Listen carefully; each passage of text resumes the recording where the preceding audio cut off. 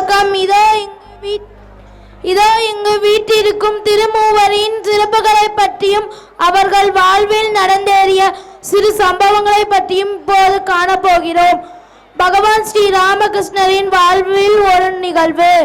காட்சி 1.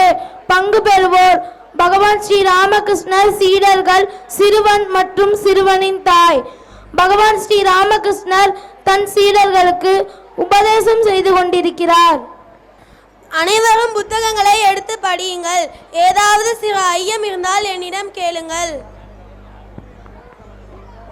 வணக்கம் குருதேவா. இன்றைய பாடத்தில் எங்களுக்கு ஓர் ஐயம் உள்ளது. ஐயமா? எங்கே கேளுங்கள் பார்க்கலாம். வணக்கம் குருதேவா. வேதம் வேதம் என்கிறமே, அப்படி என்றால் என்ன? வேதம் என்றால் வித்து. வணக்கம் குருதேவா. அதன் மூலம் ஆன்மீகத்தை அடைய முடியும் என்று கூறினீர்களே, அது எவ்வாறு குருதேவா? வேதம் என்றால் வித்து, வித்து என்றால் அறிவு, அறிவு என்றால் ஞானம்.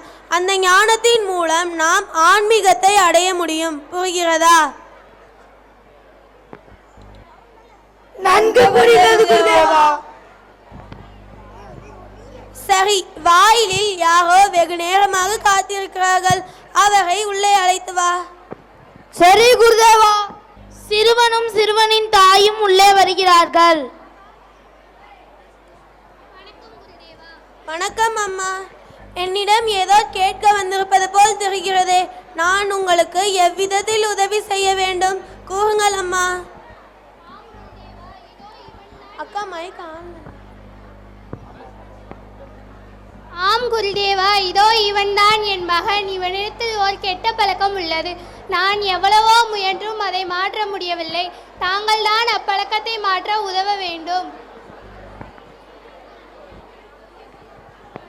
அப்படியா? தம்பி, இங்கு வா. இந்த சிறுவனை பார்த்தால் எனக்கு அப்படி ஒன்றும் தெரியவில்லையே அம்மா. இவனிடம் அப்படி என்ன கெட்ட பழக்கம் இருக்கிறது?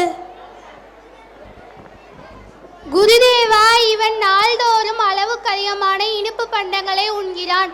நானும் சுற்றியுள்ளோரும் எவ்வளவோ எடுத்து சொல்லியும் செவி மடுக்க மறுக்கிறான். தாங்கள் தான் எப்படியாவது அறிவுரை கூறி இவன் திருந்துமாறு செய்ய வேண்டும். அப்படியா? சரி, நீங்கள் இருவரும் சென்று ஒரு வாரம் கழித்து வாருங்கள். அப்படியே செய்கிறோம் குருதேவா. காட்சி 2. ஒரு வாரம் கழித்து சிறுவனும் சிறுவனின் தாயும் பகவான் ஸ்ரீ ராமகிருஷ்ணரை காண வருகிறார்கள்.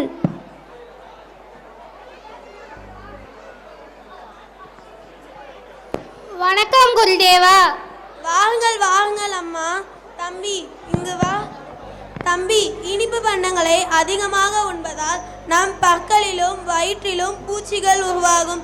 எனவே உடல்நிலையும் சீரற்று போய் விரைவில் நோய்வாய்ப்பட்டுவிடும். இனிப்பு பண்டங்களை அதிகமாக உண்பதை குறைத்து கொள்ள வேண்டும். சரியா தம்பி?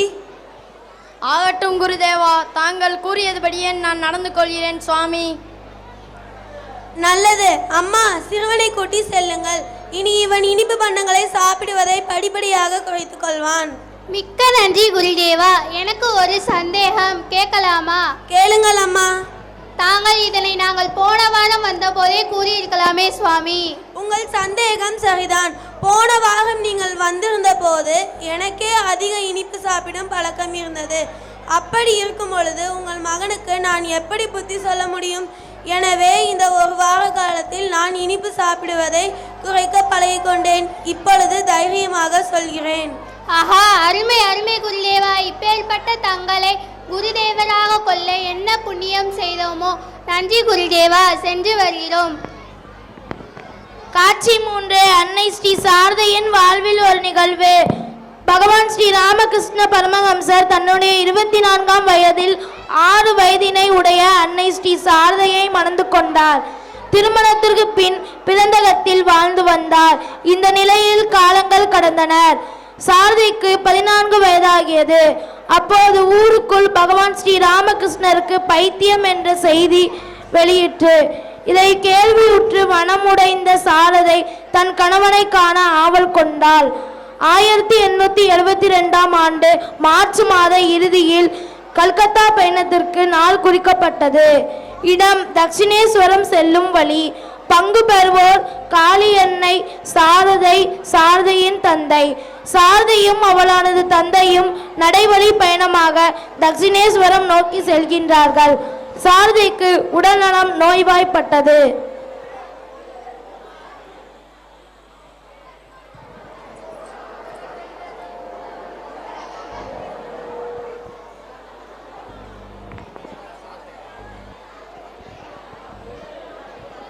அம்மா, உன்னை நான் அழைத்து வந்தது தவறோ? நீ இப்படி உடல்நலமற்று அவதிப்படுகிறாயே, நான் என்ன செய்வேன்? நீ சற்று ஓய்வெடு. நான் இடமாவது உதவி கேட்டு அழைத்து வருகிறேன். ஆகட்டும் தந்தையே.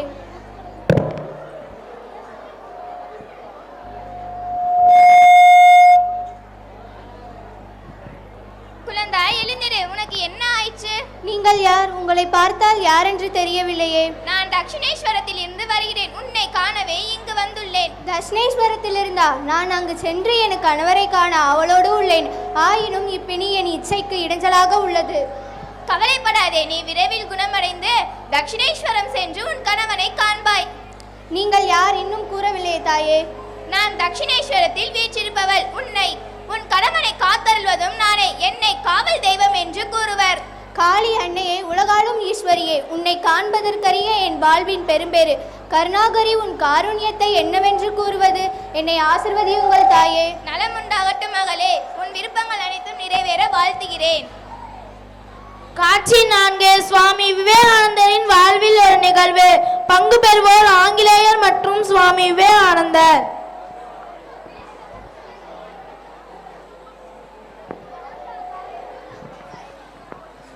துறவியே, உங்களிடம் ஒரு கேள்வி கேட்க வேண்டும். கேட்கலாமா? கேளுங்கள், கூறுகிறேன். உங்கள் நாட்டு பெண்கள் ஏன் ஆண்களிடம் சரிசமமாக கை குலுக்குவது கிடையாது? கை குலுக்க மறுக்கிறார்கள். கை குலுக்கிறது அப்படி ஒன்றும் தவறான செயல் இல்லையே. உங்கள் நாட்டை சேர்ந்த மகாராணியிடம் ஒரு சாதாரண மனிதன் கை குலுக்க முடியுமா? அது எப்படி முடியும்? ஏன் முடியாது? அவர்கள் எங்க நாட்டு ராணி ஆயிற்றே. உங்கள் நாட்டை பொறுத்தவரை ராஜாவோட மனைவி மட்டும்தான் ராணி. ஆனால் எங்கள் நாட்டை பொறுத்தவரை இங்கு இருக்கின்ற அனைத்து பெண்களும் எங்களுக்கு மகாராணிகள் தான். விவேகானந்தரின் பதிவை கேட்ட ஆங்கிலேயர் சற்று மௌனமாக வியந்து நின்றார். இந்த நாடகத்தின் மூலம் நாம் தெரிந்து கொள்வது என்னவென்றால், ஆன்மீகமே நம் வாழ்வை மேம்படுத்தும் உயரிய சாதனமாகும். இதை கருத்தில் கொண்டு அறிவுசார் விஷயங்களோடு ஆன்மீக கருத்துக்களையும் குழந்தைகள் மனதில் பதிய வைப்பதே திருமூவரின் வழிநடக்கும் மற்றும் சுவாமி சித்பவானந்தரின் ஆசியில் இயங்கும் நமது விவேகானந்தா மெட்ரிக் மேல்நிலைப் பள்ளியின் முக்கிய குறிக்கோள் ஆகும். இக்கதை கருத்துக்கள் செவி வழி மட்டும் உணராது, செயல் வழி மூலம் செயல்படுத்தி வாழ்வில் மேன்மை அடைவோம். நன்றி, வணக்கம்.